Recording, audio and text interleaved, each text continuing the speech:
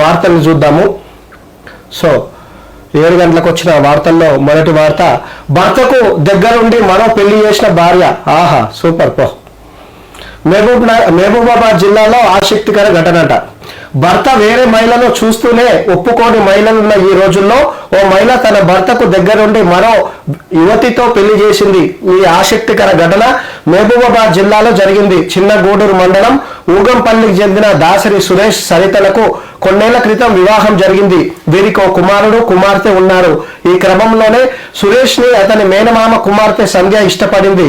దీంతో సురేష్ భార్య వారిద్దరికి బంధువుల సమక్షంలో గుడిలో పెళ్లి చేసింది. దీనిపై ఆ మహిళ మాట్లాడుతూ, మానసిక దివ్యాంగురాలైన సంధ్య తన భర్తను ఇష్టపడిందని, మానవతా దృక్పథంతో వారిద్దరికి పెళ్లి చేశానని చెప్పింది. ఆమెను జాగ్రత్తగా చూసుకునేందుకు పెళ్లి చేసి తన ఇంటికి తెచ్చుకుంటానని వివరించింది. హ్యాట్స్ ఆఫ్ చెప్పొచ్చు ఆమెకు.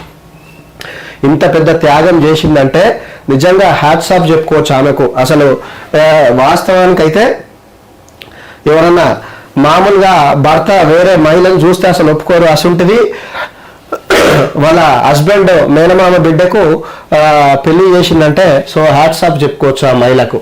నెక్స్ట్